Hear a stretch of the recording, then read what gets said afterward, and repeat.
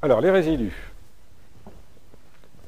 Comme toujours, on construit un modèle, on estime les paramètres, on a beau faire des estimations très savantes, on n'arrive jamais à coller parfaitement aux données. Alors, je reprends des notations déjà utilisées pour l'analyse de la variance.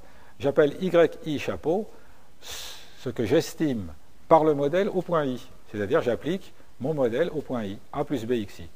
Ce que je pourrais aussi écrire alpha chapeau plus bêta chapeau XI. Bien. Alors, les résidus, qu'est-ce que c'est? C'est l'écart entre ce que j'ai observé YI et puis ce que me donne le modèle. Donc je retrouve bien ici l'écriture YI égale A plus B XI plus EI. Alors regardez ici comment ça se présente. En abscisse en ordonnée Y, toujours. Là j'ai ma droite A plus BX, c'est ma droite estimée. Bien.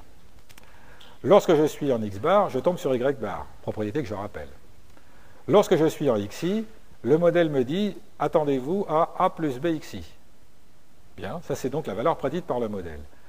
Par contre, ce que j'observe, en fait, c'est pas ça, c'est YI. Donc j'ai un écart ici, EI. Le voilà le résidu.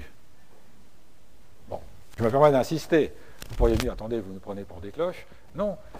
Mais l'intuition, c'est de se dire, finalement, ce qui compte, c'est l'écart à la droite. Non, non, non. Ce qui compte, c'est l'écart à la droite. Non pas en direct, mais parallèlement à l'axe des Y. Vous voyez ? On n'a pas cherché une droite qui ajuste le mieux les données au sens de la distance des points à la droite. Pas du tout. Toute notre analyse est focalisée sur le fait que ce qu'on veut prédire, c'est Y. Donc notre erreur, c'est uniquement celle-là. Voilà le résidu. Ça méritait d'être dit quand même. Dans cette analyse, dans laquelle tout est focalisé sur Y, c'est la variable que nous voulons prédire. Alors ces résidus, ils ont des tas de belles propriétés. La première propriété, c'est que leur somme vaut 0. Ça ne vous rappelle rien? Si, ça vous rappelle que les epsiloni, les vrais résidus, ils sont d'espérance nulle. Eh bien ici, automatiquement, vous utilisez les moindres carrés, ça vous donne somme des EI qui vaut 0. Bon. Donc ça, c'est une constante. Soit dit en passant, on avait déjà vu ça dans l'analyse de variance.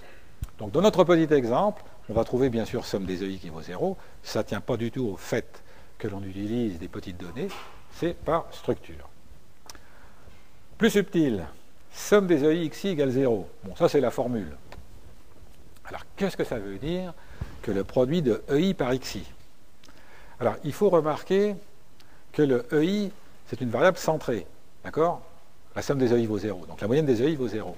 Alors dans ce cas-là, vous pouvez faire le calcul si vous voulez, mais la somme des EI xi, c'est n fois la covariance. Ça veut dire que la covariance entre x et E vaut 0. Donc j'ai mon vecteur x, c'est mes doses d'engrais, 50, 60, 70, 80. J'ai mes EI, plus 2, moins 2, plus 4, moins 4, etc. Eh bien ces deux vecteurs-là, ils sont non corrélés.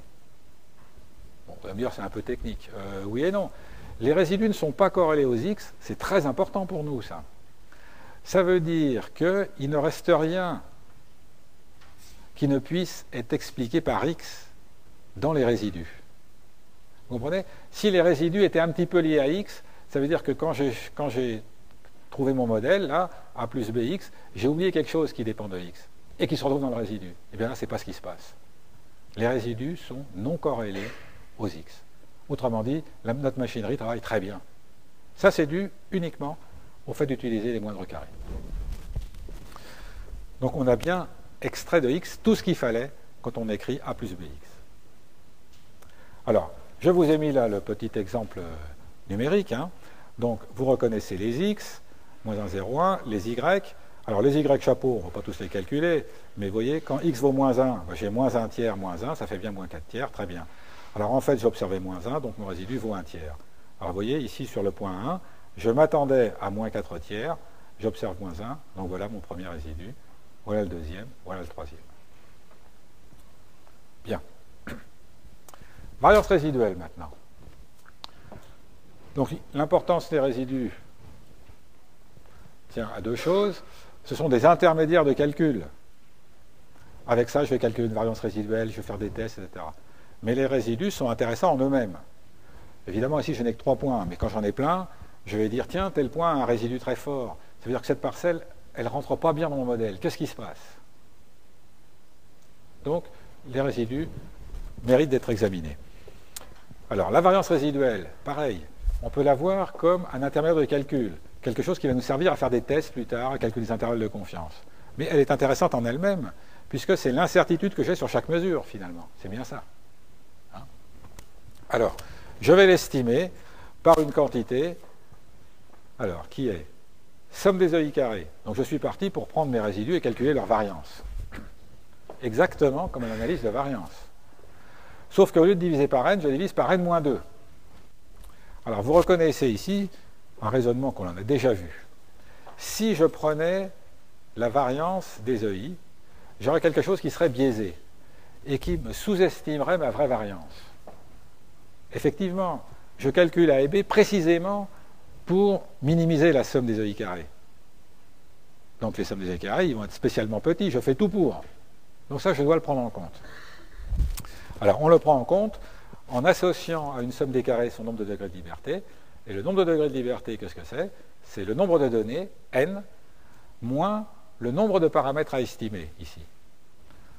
Donc le nombre de données, n, moins le nombre de paramètres à estimer. Ici, on a A et B. Bon. Alors, vous pourriez me dire, ce n'est pas exactement la définition de d'habitude, ça. C'est vrai. Alors, qu'est-ce que je disais d'habitude? Je disais, c'est le nombre de données, ou plus exactement le nombre de termes dans ma somme des carrés, diminué du nombre de contraintes. Vous vous souvenez? Mais les contraintes, qu'est-ce que c'est? La somme vaut 0 et ils ne sont pas corrélés. Donc j'ai bien 2 contraintes.